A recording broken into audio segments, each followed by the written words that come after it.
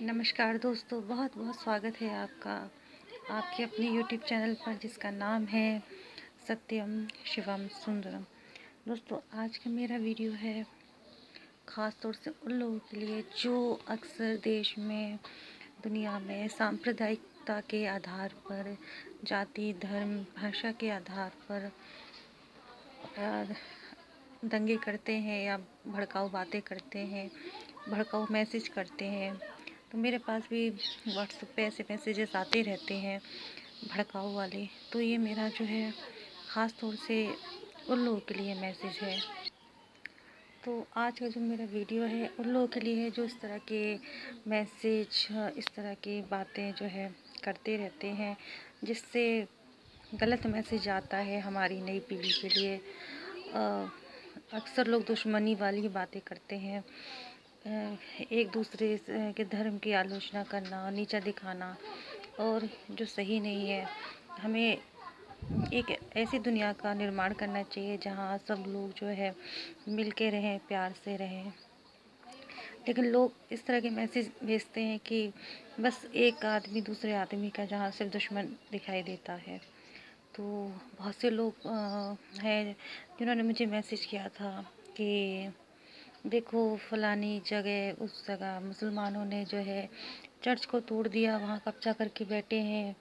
हिंदुस्तान में भी जो है मंदिरों में कब्जा करके बैठ जाएंगे। हिंदूज़ को एक होना चाहिए, अपने धर्म की रक्षा करनी चाहिए। और मैंने मना किया इस तरह के मैसेज ना भेजें, तो फिर उल्टे सीधे लोगों ने कमेंट करे कि अपने धर्म के नहीं हो, तुम मुसलमान बन गए, ये है वो है। तो ख़ास तौर से इस तरह की ऊटपटांग बातें करते हैं।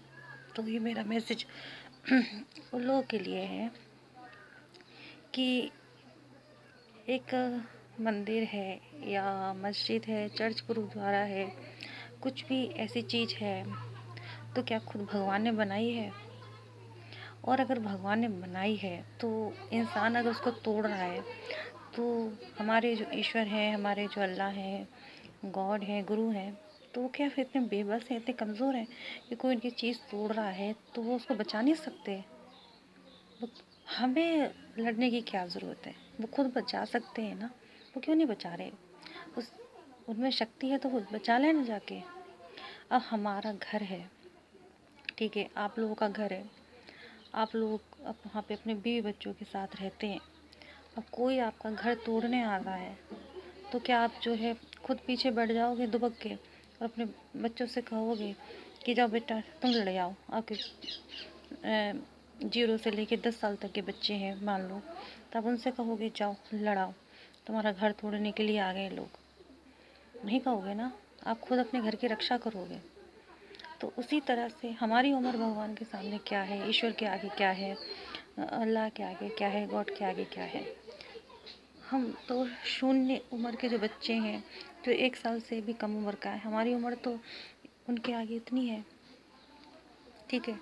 तो जब हम अपने घर में अगर आपत्ति आती है तो हम अपने बच्चों को नहीं भेजते, खुद ही जो है अपनी परेशानी को सुलझाते हैं। तो उसी तरह से अगर ईश्वर को बुरा लग रहा है कोई हमारे धार्मिक स्थल तोड़ रहा है, तो फिर ईश्वर क्यों नहीं कर सकता? उसमें शक्ति नहीं है?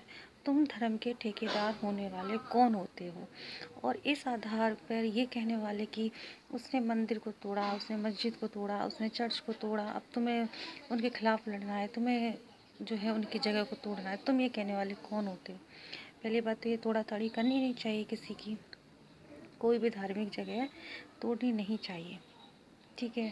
क्योंकि धार्मिक जगह क्या होती है, चाहे वो मंदिर है, चलो मान लेते हैं मंदिर है, मंदिर की मूर्ति है, उसको जो है हम प्रार्थनाओं से सिद्ध करते हैं, उसमें भी प्रार्थनाएं भेजते हैं, तब जाके हम वहाँ जाते हैं, अपनी मनोकामना लेके वो हमारी पूरी होती है, ठीक है। उसी तरह से मस्जिद है, तो वहाँ भी जो है लोगों की प्रार्थनाओं से वो जगह सिद्ध हुई है। चर्च है, तो ऐसे ही जीसस के फ़ोटो लगाने से वहाँ या मूर्ति लगाने से सिद्ध नहीं हो गया। मंदिर भी ऐसे ही, गुरुद्वारे भी, यहाँ पे ये चीज़ जो है सिद्ध हुई है क्योंकि हमने वहाँ अपनी सकारात्मक शक्तियाँ भेजी हैं, हमने प्रार्थनाएं भेजी हैं, तब वो चीज़ वहाँ पे सिद्ध हुई है। तो हमें जो है उस चीज़ को तोड़ना तो नहीं चाहिए। और अगर हम या कोई जिसकी उसमें आस्था नहीं है वो तोड़ता है, तो वो ईश्वर मना नहीं करेंगे उस चीज़ को। तो उन्हें मालूम है ये मूर्ख है। ईश्वर हमारी गलतियों को माफ़ कर देते हैं, जैसे कि हम एक छोटे बच्चे को, अपने बच्चे की गलतियों को माफ़ कर देते हैं जिसकी उम्र अभी 1 साल से भी कम है, और वो कुछ हमारे कीमती चीज़ अगर तोड़ देता है, हमारा फ़ोन तोड़ दिया या हमारा कंप्यूटर तोड़ दिया, हमारा लैपटॉप को नुकसान पहुंचा दिया, तो क्या हम उसको मारेंगे, पीटेंगे, पनिशमेंट देंगे? तो हम उसको माफ़ कर देते हैं, उसको नादान समझ के। तो उसी तरह से हमारी उम्र भी उस ईश्वर के आगे उसी छोटे साल के बच्चे की तरह ही है, तो वो हमारी इन गलतियों को माफ़ कर देते हैं। ठीक है। और दूसरा, उन्हें इन धार्मिक जगहों की ज़रूरत नहीं है। जिसने सारी दुनिया बनाई है, सृष्टि बनाई है, क्या वो ये मंदिरों में, चर्च में, मस्जिद में, गुरुद्वारे में रहेंगे आके?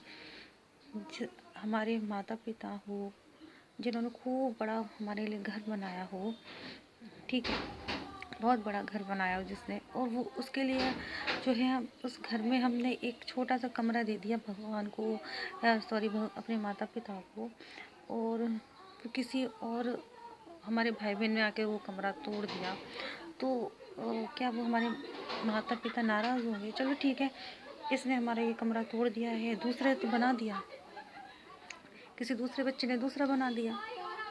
इस तरह से है कि अगर एक जगह अगर किसी ने तोड़ दी है, ठीक है, तो ईश्वर हमारे इतने कमज़ोर हैं, हमारे भगवान, खुदा, गॉड इतने कमज़ोर हैं कि किसने तोड़ दिया तो बस वो नाराज़ हो गए। और अगर ऐसे नाराज़ होते ना, अगर हमें वो माफ़ नहीं करते, तो सोचो जिन्होंने ये नुकसान पहुँचाया जिन धार्मिक जगहों का, उनका क्या हाल हो गया होता। जिसने किसी की धार्मिक जगह को नुकसान पहुँचाया है, तो उस जगह उन लोगों का क्या बुरा हाल हो गया होता। नहीं हुआ ना, वो तो आराम से रह रहे हैं। क्यों? वो इसलिए क्योंकि ईश्वर को बुरा नहीं लगा, ईश्वर ने माफ़ कर दिया कि ये नादान है, इसमें अकल नहीं है, इसको छोड़ दो। लेकिन जो धर्म के ठेकेदार बने हुए बेवकूफ़, माफ़ कीजिएगा, जो अक्लमंद लोग हैं हमारे, तो वो भड़काऊ मैसेज करते हैं कि उन्होंने ऐसा कर दिया, हमें ऐसा करना है। अरे बेवकूफ़ों, ऐसे मैसेज करने से बेहतर है कि प्यार वाले मैसेज करो। अगर किसी ने गलत करा है तो उन्हें समझाना चाहिए कि इससे हमारी आस्था जुड़ी है और हमारी आस्था को नुकसान नहीं पहुंचना चाहिए। इस तरह के मैसेज पहुंचाना चाहिए, और सबको समझना चाहिए कि जो नुकसान पहुंचा रहे हैं, किसी धार्मिक जगह को नुकसान पहुंचा रहे हैं, पहली बात तो ये दूसरे धर्म के व्यक्ति के जो है आस्था का सवाल है, उसकी आस्था जुड़ी हुई है। दूसरा, खुद वो जिस धर्म के हैं, जो भी उनका धर्म है, वो उस धर्म का पालन नहीं कर रहे, क्योंकि हर धर्म यही कहता है कि ईश्वर तो हर जगह है, हर जगह है। तो जिस धार्मिक जगह को उन्होंने तोड़ा है वहाँ भी वो हुए, तो फिर किस आधार पे उन्होंने उसको तोड़ा? ठीक है। तो वो खुद अपने धर्म के नहीं है जो ऐसा गलत काम करते हैं, और वो भी अपने धर्म के नहीं हैं, तो इस तरह की बातों को वो जो है बढ़ा चढ़ा के फैलाते हैं और सांप्रदायिक दंगों की बातें करते हैं। एक बात और है जो मुझे किसी ने कहा था, ये मैसेज उन लोगों के लिए भी है, और मैंने भी अनुभव करा था 2003 में इस घटना को, कि चर्च में जाते हैं तो चर्च में हिंदूज़ को या दूसरे धर्म वालों को प्रसाद नहीं मिलता। ये सच है कि वहाँ प्रसाद नहीं मिलता, जो कि बहुत बुरी बात है। और इस चीज़ को मैंने अपने क्रिश्चियन फ्रेंड्स में उठाई भी थी, और उन्हें भी इस चीज़ का बुरा लगा कि चर्च में जो है दूसरे धर्म वालों को प्रसाद नहीं मिलता, क्योंकि उनका ये मानना है, पादरी का, जो वहाँ के प्रीस्ट हैं, उनके जो पुजारी हैं, उनका ये मानना है कि प्रसाद उसी को देंगे जो इसकी इज़्ज़त करता हो। तो बेवकूफ़, माफ़ कीजिए, अक्लमंद जो हमारे पादरी हैं, अगर कोई वहाँ पर आया है, आपकी प्रेयर उसने अटेंड करी है, तो उसके मन में आस्था तो होगी ना जीसस के लिए, तभी तो वो वहाँ आया है। अगर आस्था नहीं होती तो मैं दंगे करने आता ना। तो आया है तो आपको वहाँ प्रसाद देना चाहिए। और बाइबल में कहीं भी ये नहीं लिखा कि जो दूसरे धर्म का व्यक्ति है उसको प्रसाद ना दिया जाए। तो वो खुद अपने धर्म का पालन नहीं कर रहे हैं और बने हुए बैठे हैं, एक ऊंचे ओहदे पे बैठे हुए हैं, बड़ी बड़ी चर्च में बैठे हुए हैं। तो ये गलत बात है। पहले अपने धर्म को आप जानो, पढ़ो, समझो कि क्या है उसका मीनिंग, और किसी भी धार्मिक जगह को नुकसान नहीं पहुंचाना चाहिए। और अगर नुकसान पहुंचाया है तो दंगे वाली भाषा नहीं बोलनी चाहिए, दंगे वाली लैंग्वेजेस नहीं बोलनी चाहिए। सांप्रदायिकता के आधार पे जो बातें करते हैं लोग, लड़ाई झगड़े वाली, वो नहीं होनी चाहिए। क्योंकि हमारे ईश्वर, हमारे परमात्मा इतने कमज़ोर नहीं है, ना ही वो बस एक छोटे से कमरे तक सीमित हैं। वो तो पूरी सृष्टि में बैठे हुए हैं, ठीक है। और उनकी शक्ति को महसूस करो, हर जगह वो है। जो शक्ति आपकी मस्जिद में है वही शक्ति मंदिर में है, वही चर्च गुरुद्वारे में है। तो इस चीज़ को हमें महसूस करना चाहिए, इस चीज़ को मानना चाहिए। तो उम्मीद है अक्लमंद लोगों को थोड़ा समझ में आया होगा। जिस तरह के मैसेज करते हैं, मिलते हैं अगले वीडियो में, तब तक अपना बहुत बहुत ध्यान रखिए।